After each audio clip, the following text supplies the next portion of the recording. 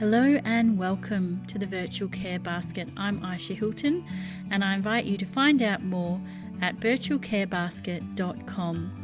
I hope you enjoy this interview. Hello and welcome to another Virtual Care Basket and Cafe session with me, Ayesha Hilton. I created the Virtual Care Basket and Cafe to help support people during the coronavirus situation that we're going through. And I wanted to invite on today someone that I really adore, Rose Sexton, and she's an end-of-life consultant. If you don't know what they are, they help people talk about death, and different types of consultants will work with people who are dying as well.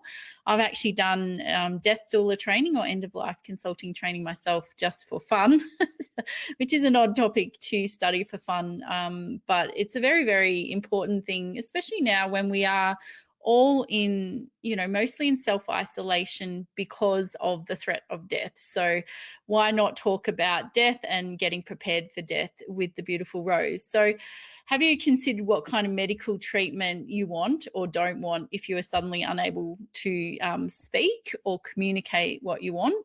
Well, today is the day. We're going to talk about advanced care planning. So Rose is an end-of-life consultant, as I mentioned, and she's also a nurse practitioner. So she's got lots of experience, and she's busy working now as a nurse because we need her. And she has over 35 years of nursing experience and postgraduate qualifications in palliative care. And Rose, she's got a really beautiful passion for supporting those at the end of life. And she's also an actress and has a one-woman play. So I'm going to bring Rose on now. Hello, Rose. Lovely to see you. Hello, Ayesha. What a beautiful introduction. Thank you. You too. Can you hear me? It's all good? All good. So can you just tell us a little... I just have to say I'm not a nurse practitioner. I'm a clinician, but I'm not a nurse practitioner, just to make sure. Don't know where that came from then. Sorry about that. So can you just tell us a little bit about why you're passionate about this topic? And then we'll get to the nitty-gritty about what advanced care planning actually is. That's a good question. And I think as I look back through my career, it's been something I've always been drawn to. From the very beginning, when I started nursing, I found that the most meaningful encounters I was having is with people dying. And I was always drawn to palliative care, end-of-life care, and oncology, and because it sort of felt like that's where people were really sort of like, it was right down to the wire. This is hardcore, more sort of relational nursing rather than the tick box task-oriented nursing. Less clinical, more about... Yeah. And so I think in some ways, I think I was just born to it, and this is what I was meant to be doing. It took me quite a while to sort of come around to that. I went full circle around, I hate nursing, I can't stand anything but that. But now, in the last 10 years, I really sort of cemented my passion for this, and to see we're crying out for more authentic and real sort of conversations and interactions around the fact that we're all going to die, and that we think that, and there's a gap there. And interesting, as you say, we've brought the whole world to its knees because of our fear of death. Yes, and we really aren't very good, especially in our culture. Like, I was raised a Buddhist, and so we actually talked about death and reincarnation, and we had sort of a structure for understanding life and death. And when I was about 18, I went to a retreat in the Blue Mountains where you learn to leave your body through your head in this Buddhist practice and stuff. So it's very different from, like, we're quite afraid to talk about death in our culture. And even when I had done the death doula training and I was looking at running a business, like, no one wanted the word death in the business name because it's just so confronting. But it's like, as they say, none of us gets out alive. Yes, that's right. So tell me a little bit about advanced care planning. Obviously, I know some things because I've done the training, but for everyone listening, if you've got any questions too for Rose, please pop them in the comments and we'll get to them. But I'd love to know more. What is advanced care planning and why should we do it? And why should we Yeah. do it now specifically? Yeah, great questions. Well, advanced care planning's been around, well, probably, what's the word? Informally for a long time, but probably for the last 15 years or so, there's been a big push around the world. And it's grown equally from intensive care as it has from palliative care. Those two uh, specialties are actually quite incredibly linked. And I think a lot of intensive care physicians were finding they were having difficult conversations with families of people who are in intensive care, hooked up to machines, unable to speak for themselves. And so they turn naturally to the family and say, this is what's happening. What do you want us to do? We've got some choices to make here. And the family would look at each other and say, don't know, we've never talked about it. So that was sort of, I think, the all-pervading situation that they were coming up against all the time. So they, particularly the Austin Hospital in Melbourne, there was a fellow called Bill Sylvester. He was an intensive care physician, and he really spearheaded, with a couple of people from America and probably some in the UK, spearheaded this movement to get advanced care planning, make it a thing. And so the advanced care plan at its heart basically asks you to think about what kind of treatments you would like, and the step before that is what kind of conditions would you accept and not accept.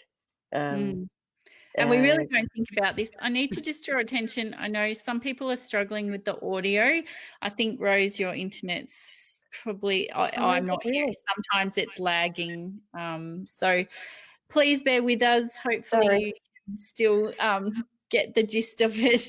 Yeah, sorry about that. And so the advanced care planning involves thinking about it, talking about it. So you tell your loved ones, the people who are around you, tell them what you want, make it clear what kind of things you would find not acceptable and the things that you would, and then write it down. So that's your advanced care plan. And then appoint a medical treatment decision maker. So appoint somebody to be your voice when your voice is silenced for one reason or another, whether it be stroke or you've had an accident, you're intensive care, whether you're unconscious for any other reason, or you're just so out of it, say, if you're being sedated because you've got too much pain, or whatever reason that you're not able to speak for yourself, then you need to appoint someone to speak for you, and that's not necessarily the obvious choice. It might not necessarily be your spouse or your partner or your oldest child. Who said the oldest child was the wisest? It could be somebody who lives in California. To be someone who can advocate for you, because some people, they get very intimidated in a medical setting, and the closer they are to you, the more likely they are to feel anxious and upset. So it could almost be one step removed, I guess. Yeah. But also it's a big responsibility for someone too to take on being that voice. It is. And you need to be able to trust them. So first of all, it has to be someone that you trust to speak faithfully for you. Yes. That they're going to actually your values and how you. Right. Yeah. So if you're the one that's saying, "Oh, I don't want to be brought back," I don't have any interest in living a great long life if I have to be chronically disabled, or and your oldest child who doesn't live near you, but has this image of you that was maybe 10 years older, too old, like 10 years ago, that's what they thought you were like. And now they keep wanting to keep you alive. Now, if you appoint them, or if you don't appoint somebody and they being the one that makes the decisions for you, they could easily, and it happens all the time, make poor decisions on your behalf based on what they want. Yeah, what you want. That they've got an image of you. Yeah. It's interesting because I think we don't want to let people go when they're dying. It's very hard. So No. we do have this philosophy, especially in the West, of like life at all costs, yet we'll put our animals down who are in misery, Yes. but we try and force people to stay alive way beyond what a lot of people would like to stay alive for. Yes. Yes. And a lot of that comes down to guilt and fear of being the one to make the big decision. And so if you haven't written anything down about what you wanted, you will probably be kept alive longer than you needed to be. Yeah. In suffering, probably. I see it all the time. What makes, if I decide what I want and I say I get my partner to be the person to represent me and be my voice if I'm unable to speak, and I've discussed it with him, written it down, what makes it sort of a legal document? Well, in Victoria, about 2 years ago, they passed a new law called the Medical Treatment Decisions Act. Planning Decisions Act, and the advanced care plan now is a legal document. It needs to be signed off by a doctor. So once you've done your advanced care plan, you need to take it to your doctor to get it sort of like okayed and stamped. And that's a great thing, because I think you need to speak with a doctor about the things you've written down in the plan to make sure that it's reasonable. You know, a lot of people don't know what they're saying yes or no to. And that's why I offer advanced care planning workshops, so that you get a much better picture of the sort of things you're accepting and rejecting. It's quite involved in some ways, in other ways not. But the one thing, the medical treatment decision maker is a legal appointment, and you need to get that signed by a solicitor or someone like that. A doctor can sign it as well. You can appoint someone and get your doctor to sign that form off as well. And so, make that appointment. Consider it carefully who you're going to choose. I myself I don't have a husband, and my children are young adults, so I don't want to put them in that position. So I've appointed a niece who's approaching 40. I trust her. She's just got this amazing calmness about her. She's great in a crisis, situation, in a crisis, and she's a great observer, and she watches things, and I just really trust her ability to make a decision and her judgment. So she's very studied, and she's always been one of these people that's like quite mature. And so I trust her. I've told her everything that I want, and given her a good idea of what kind of things that I would like. And so now I've appointed her, and so she will talk to my children and talk to my sisters, her aunties, and together they would make a decision. But if it ever comes down to there's dissent among the family, then she's going to be the one that has to stand up and say, no, this is what Rose wanted, and I'm going to stick with it. Yeah, so it's crucial we choose the right person, and if we are chosen as someone's person to represent them with their advanced care plan, then we need to be able to step back from our own stuff and operate from that place of honouring the other person's desires and wishes and wants. So, yes. Yeah, that's right. And you've got to and don't take that appointment if you're not prepared to make the hard decisions. Oh, so what sort of things do you cover in an advanced care plan? Like when you do it in your workshops, how long is this sort of document? Is it 3 pages, 10 pages? I know it will vary, but I'm trying to get my head across the idea of how complex it might be or not. Yeah. I'll just show you in Victoria.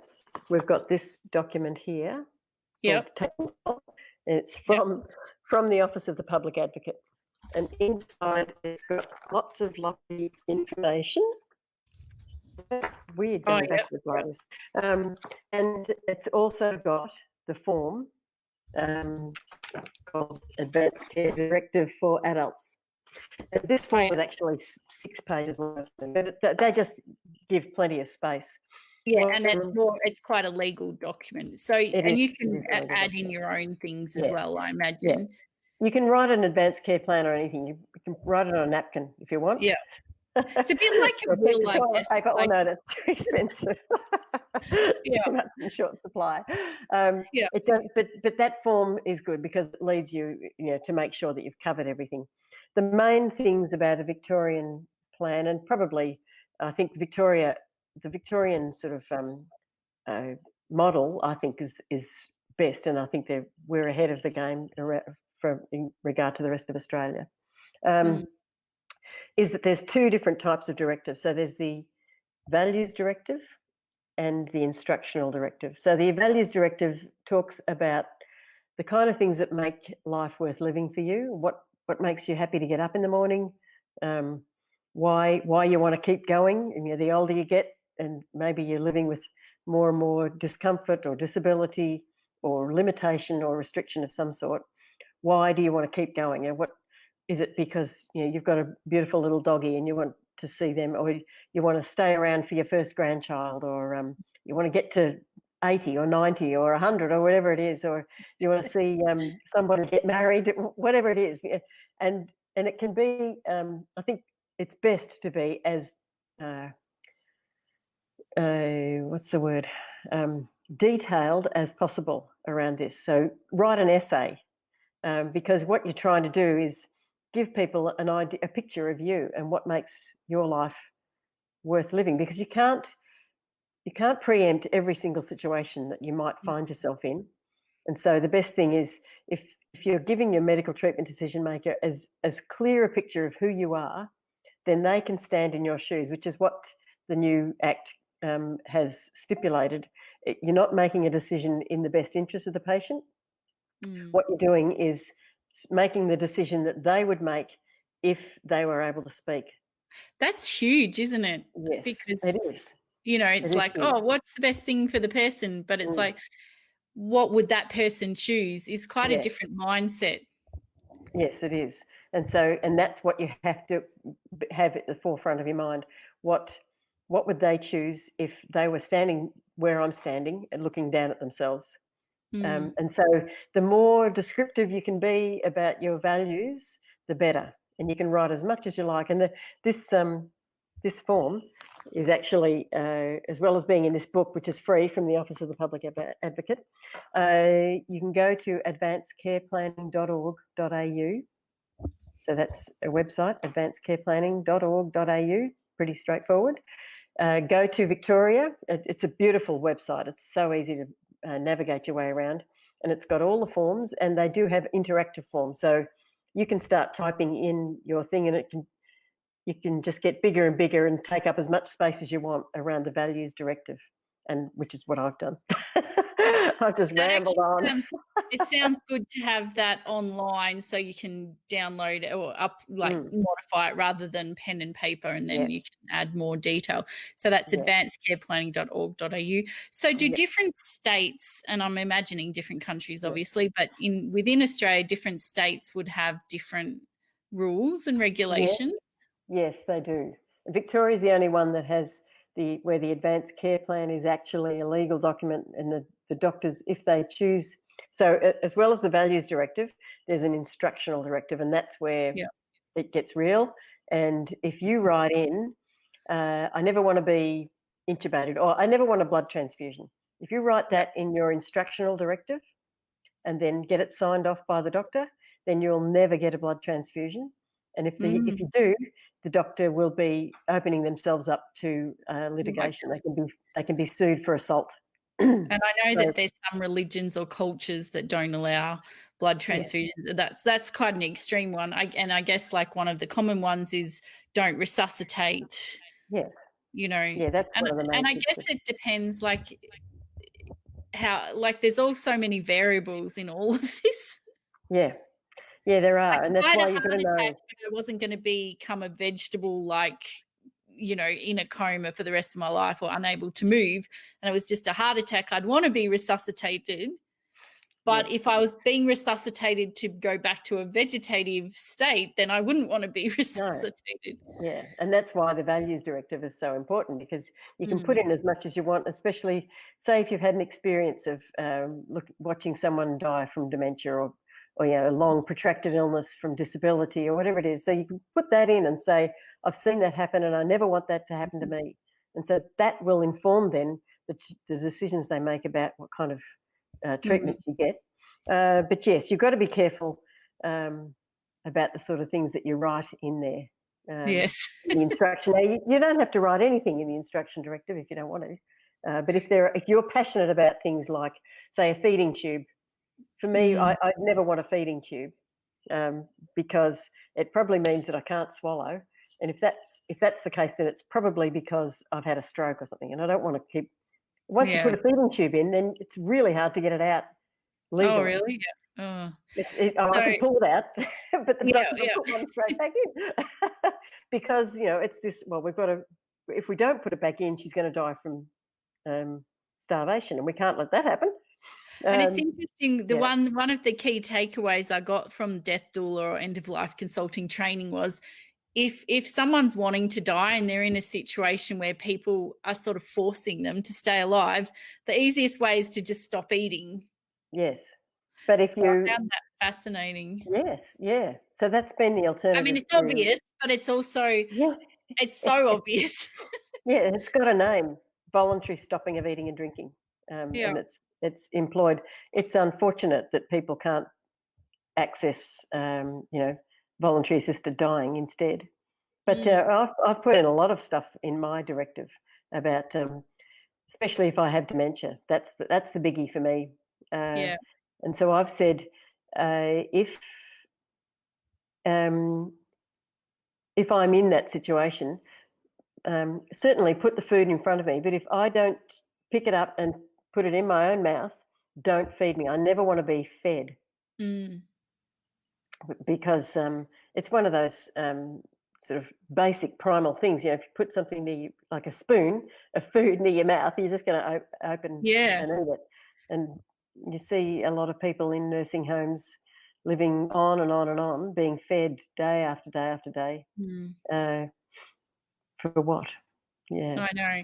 And I think it's interesting, like that, most of us will put our pets out of their misery if they're in the same condition. But for a human being, we're so attached, especially now more than ever. Like, people died at quite young ages, in previous times. I'm quite old now. Yeah.